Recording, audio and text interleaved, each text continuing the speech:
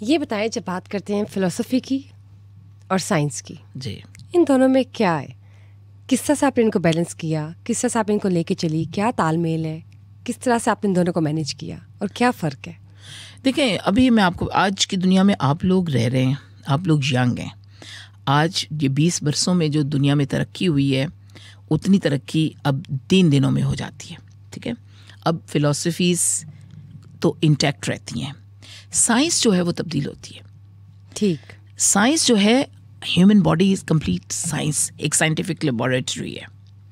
लेकिन हम जो हैं खुद एक लेबॉरेटरी हैं, दिस इज साइंस। लेकिन हमारा इंटेलेक्ट जो है वो हमारी फिलॉसफी है, वो हमारी साइकोलॉजी है, वो हमारी वो चीज़ है, हमारा थॉट जो हमारा इंटेलेक्ट जो है।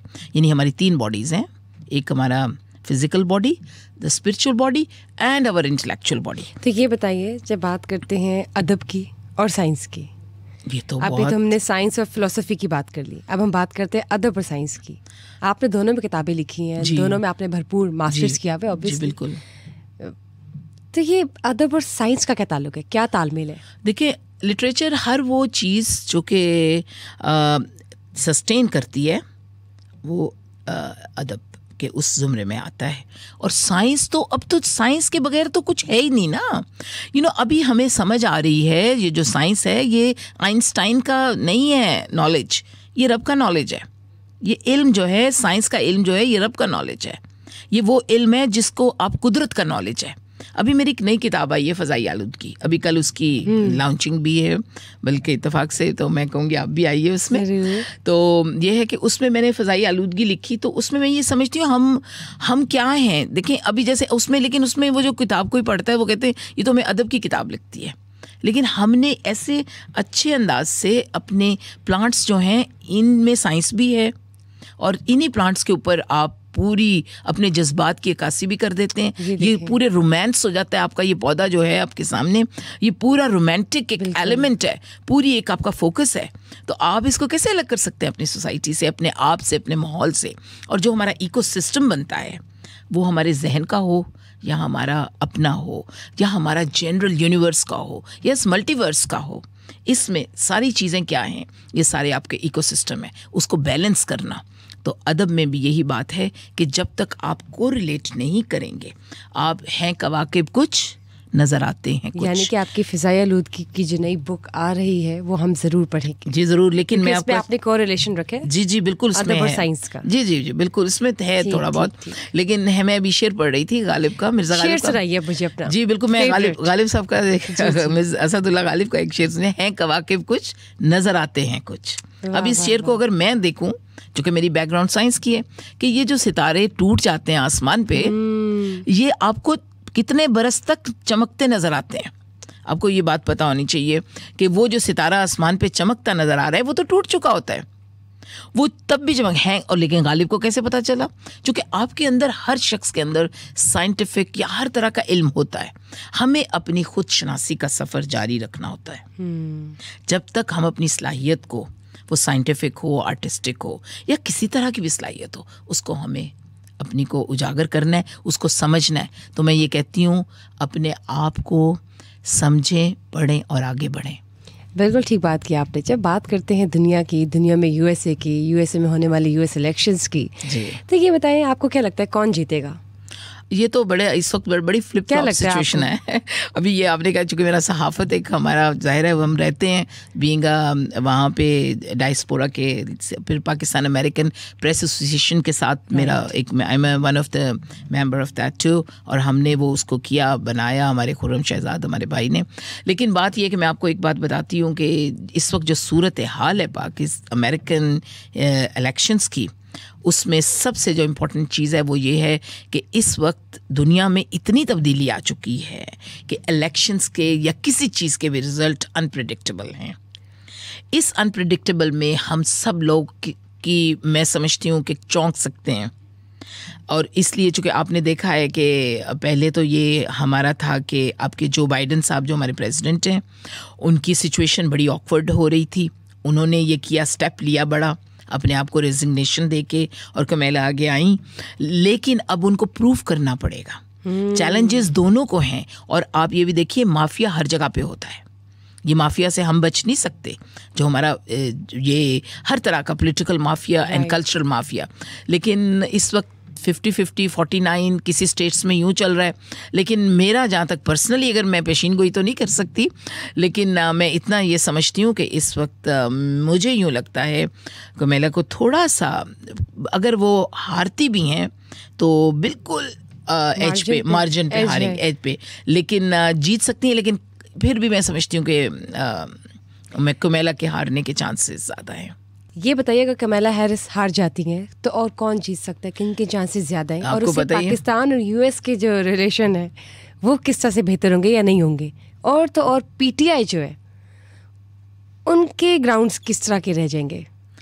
ये आपने 3 बड़े टफ मैंने से तीनों सब्जेक्ट्स में एक ही क्वेश्चन में डाल दिया। ठीक है, अच्छी बात की है। लेकिन इसमें देखें, पहली तो बात ये है कि ज़ाहिर है जब कमला नहीं होंगी तो हमारे जो हैं ट्रम्प वो उनको डोनाल्ड ट्रम्प के डेफिनेटली वो होंगे हमारे सदारती जो हमारे विनर हैं, ही इज़ द वन। लेकिन सेकेंडली बात ये है कि उनके जीतने के चांसेस इसलिए भी ज़्यादा बनते हैं क्योंकि उनकी लॉबिंग बहुत ज़्यादा हुई है इस वक्त। ये एक बात है, क्योंकि लॉबिंग आपको करनी पड़ती है। तो चलिए, फॉर एग्जाम्पल डोनाल्ड ट्रम्प जीत जाते हैं। अब मुझे ये बताइए, यूएस पाक के रिलेशनशिप्स किस तरह के होंगे? क्या पीटीआई के लिए ये खुशी की बात होगी या नहीं? अभी देखें, इस वक्त पाकिस्तान में भी अगर सूरत हाल, हम सियासी के ऊपर मैं बात नहीं करती चूँकि मेरा इतना कमांड मैं नहीं लेना चाहती, बल्कि कह लें इतना बोझ नहीं लेना चाहती, चूँकि इमरान खान मेरा हीरो था क्रिकेट का, हमारी जवानी का। तो सियासत में आके मेरा तो वो हीरो मर गया। तो मैं ये समझती हूँ, गलत कर दे रहे हैं सियासत। ये सियासत देखें, ये हर बंदे के करने का खेल नहीं है। इसमें सियासी जो हरीफ हैं उनको उसी तरह होना चाहिए। ठीक है, आप सीख जाते हैं, लेकिन हमारा हीरो इमरान और तरह का था, तो उसी को वैसे ही रहना चाहिए था। क्योंकि आपको जब रब देता है ना, तो हमें उन चीज़ों को कंटेन करना चाहिए, उस खुशियों को। वासिफ साहब एक बात कहा करते थे, खुश नसीब इंसान वो है जो अपने नसीब पे खुश है। तो इंसान को जब रब देता है तो उससे खुश हो जाइए और शुक्र अदा कीजिए। शुक्र जो है वो दुआ की अगली चिट्ठी है। ये मैं बात समझती हूँ। और जहाँ तक इम्पैक्ट क्या होगा उस इलेक्शन का पाकिस्तान के ऊपर, ये हमारा ख्वाब ख्याल है, कोई इम्पैक्ट नहीं होगा। ये मैं आपको बता हालात वैसे के वैसे जी रहेंगे। बिल्कुल ऐसे के ऐसे ही रहेंगे। इसलिए हमारे हालात उस वक्त सही होंगे जब हम अपने हालात खुद सही नहीं करेंगे। किसी को अमेरिका में फिक्र नहीं है कि इस वक्त पीटीआई के साथ क्या हो रहा है, कोई उनके एजेंडे के साथ शामिल नहीं है, या मुस्लिम लीग इस वक्त सस्टेन करेगी या पीपल्स पार्टी क्या करेगी। आपका स्लांट किधर भी हो, हमें अपने मसाइल का हल खुद करना है। हमें ये हमारे इंटरनल मसाइल हैं। वो आपको अगर IMF आपको पैसा देती है या कुछ भी करती है, वो आपकी एक डील है जो आपके साथ चलती है, वो आपको एज अ स्टेट के तौर पे करना है। हमारी पॉलिटिकल एजेंडाज डिफरेंट है, वो उसके लिए हमें आपस में एक हमें टेबल पे आके बात करनी होगी और सारी बातें हमें गुफ्तगू से करनी है। अभी आपने IMF की बात की, तो IMF और पाकिस्तान की जो डील हुई है $7 बिलियन की, तो इससे हमारी इकोनॉमिक स्टेबिलिटी आपको क्या लगता है, स्टेबल होगी? हम जाएंगे स्टेबिलिटी की तरफ या नहीं? जी देखें, ये इकोनॉमिक स्टेबिलिटी जहाँ तक है ना, इसमें ग्रोथ का बहुत ताल्लुक है। ये यूं नहीं है कि हमें पैसा कोई दे देगा तो हमारी ग्रोथ हो जाएगी। No, we have to earn every day, we have to put the things to every day. इसमें एक चीज़ हमारे सक्सेस हम कर सकते हैं, हमें स्ट्रेंथ इस वक्त सिर्फ यूथ देख सकती है। और वो भी हमें किससे दे सकती है? हमारी जो वो काम करते हैं ऑनलाइन वर्किंग से, यानी कि ऑनलाइन वर्किंग से। उसको कहते हैं, उसको क्या कहते हैं वो जो ऑनलाइन वर्क करते हैं? फ्रीलांसिंग नहीं, आउटसोर्सिंग और जो डॉलर्स आप अर्न करते हैं। नहीं, मैं बताती हूँ, उसको बताती हूँ। हम लोग सिर्फ एक चीज से सक्सेस कर सकते हैं, दिस इज आउटसोर्सिंग। आउटसोर्सिंग के आप एम्प्लॉई हो अमेरिका के, पैसे आपको डॉलर्स में मिल रहे हैं। और पाकिस्तानी, मैंने स्टूडेंट्स ऐसे देखे हैं, अगर हमारे इस वक्त 10,000 स्टूडेंट यूं काम कर रहे हैं, अगर ये 10 लाख स्टूडेंट्स ऐसे हो जाएं, हर शहर में हो जाएं, तो सोचिए पाकिस्तान की इकोनॉमी कितनी स्ट्रांग हो जाएगी। इस वक्त हम सिर्फ यूट्यूब के पीछे पड़े हुए हैं, हम कुछ भी यूट्यूब पे चला रहे हैं, ये हमारी इकोनॉमी को स्ट्रांग नहीं करेगा। ये ना देखें कि कहीं पे आपके इस कंटेंट की वजह से आपका YouTube ना बंद हो जाए. Right. This is one of, मैं आपको biggest आपको बात बता रही हूँ. Alarming. It is a big factor. That's why YouTubers को भी अपने major content की तरफ आना है. इसी तरह जैसे ये बच्चे जो इस वक्त आउटसोर्सिंग के ऊपर काम कर रहे हैं बड़ी बड़ी कंपनीज के साथ, और उनके कॉन्टेक्ट मिलते हैं, तो यहाँ पे बैठ के वो बच्चे 5, 6, 7, 8, 10 लाख रुपया भी कमा सकते हैं. और देखिए कितनी बेहतरी आ जाएगी, कितनी स्टेबिलिटी आ जाएगी. जी बिल्कुल ऐसा ही है. We might start progressing towards stability. जब बात करते हैं ग्लोबल विलेज की, जी बहुत से सवालात हैं जी. और मैं अभी नहीं, I don't want to end up this session, but still this is going to be the last question of this session. So when I talk about global village, what do you think, what is it all about? Global village देखें, मुझे याद है एक ज़माने में global village की, हम university में जब मैं थी 90s में, 80s के एंड में 90s में, तो हम बात किया करते थे ग्लोबल विलेज जो है वो आने वाला है, ग्लोबल विलेज दुनिया बन जाएगी. हमें इमेजिन नहीं कर सकते थे. It was not a computer time. तो हमें को रिलेट करना नहीं आता था. हमें सिर्फ कॉर्डलेस फ़ोन ही हमारे पास मैक्सिमम वो भी किसी किसी के घर में था. तो आप ये सोचें, ग्लोबल विलेज की हम बात सुनते थे, चूँकि हम पढ़ते थे अमेरिकन सेंटर में जाके सुनते थे. लेकिन global village actually it's like a psychology, uniformity. उस ग्लोबल विलेज को अगर हमने अपने कल्चर को, अपनी ज़बान को और अपनी आइडेंटिटी को अगर हमने ज़िंदा रखना है, being a Pakistani, being a human, एक अपनी रेस, जो हम कोई भी हमारी रेस है, अफ़गान हैं, पंजाब हैं, पश्तून हैं, बलोच हैं, सिंधी हैं, या कोई भी हैं, या पाकिस्तानी हैं, उसके लिए हमें डाटा उसमें डालना पड़ेगा. हमें वो ज़बानों को डालना पड़ेगा. नहीं वो हम वी आर नो मोर. हमारी वो किताब जो हमारी ऑनलाइन नहीं है, वो किताब लाइब्रेरियों में ही पड़ी रहेगी. वो फिर कहीं पीछे रह जाएंगे, और लाइब्रेरियों में जाने वाले बहुत कम लोग होते हैं. अब देखें ना ज़माना कैसे शिफ्ट हो गया टुवर्ड्स डिजिटल. बिल्कुल डिजिटल है, तो we have to accept it. और ग्लोबल विलेज ये खुदा का कानून है. खुदा ने यूनिफॉर्मिटी बनाई है, क्योंकि चांद जब निकलता है तो वो सारी दुनिया में निकलता है. And everyone should adapt by the environment. जबरदस्त. ऐसे नहीं आज हम समा पॉडकास्ट का ये सेशन खत्म करने वाले.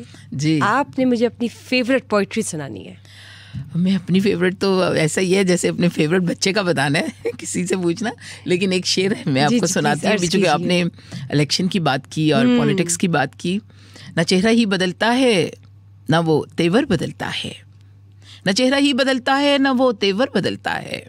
वो जालिम सिर्फ अपने हाथ का पत्थर बदलता है. वाह वाह वाह. न चेहरा ही बदलता है, न वो तेवर बदलता है. वो जालिम सिर्फ अपने हाथ का पत्थर बदलता है. बड़ी तब्दीलियां होती हैं इंसानों की बस्ती में, बड़ी तब्दीलियां होती हैं इंसानों की बस्ती में. परिंदा कोई देखा है जो अपना घर बदलता है. जबरदस्त. जो हमने अपनी आंखें फेंक दी हैं उसके कदमों पे, जो हमने अपनी आंखें फेंक दी हैं उसके कदमों पे, सो अपनी आंखें हर एक गाम पर दिलबर बदलता है. तो अभी मैंने एक बल्कि गज़ल है, बेवफा से वफा निभाई थी, जिंदगी की यही कमाई थी. वाह. वो तो गर्विदा हो गया था मेरा, मैंने भी उससे लौ लगाई थी. और शेर है, मैं तेरे हिजर के हसार में थी, मैं तेरे हिजर के हसार में थी, कब तेरे वसल तक रसाई थी. अभी एक है, दिलों में रंजिश 1000 रखना. अर्ज कीजिए. दिलों में रंजिश 1000 रखना, मगर हमारा शुमार रखना. वाह वाह वाह, जबरदस्त. दिलों में रंजिश 1000 रखना, मगर हमारा शुमार रखना. जहाँ पे हो एतबार सिक्का, जहाँ पे हो एतबार सिक्का, रवा नहीं है उधार रखना. जहाँ पे हो एतबार सिक्का, रवा नहीं है उधार रखना. हमें नहीं एतबार खुद पे, हमें नहीं एतबार खुद पे, हमारा कुछ एतबार रखना. जबरदस्त, वंडरफुल.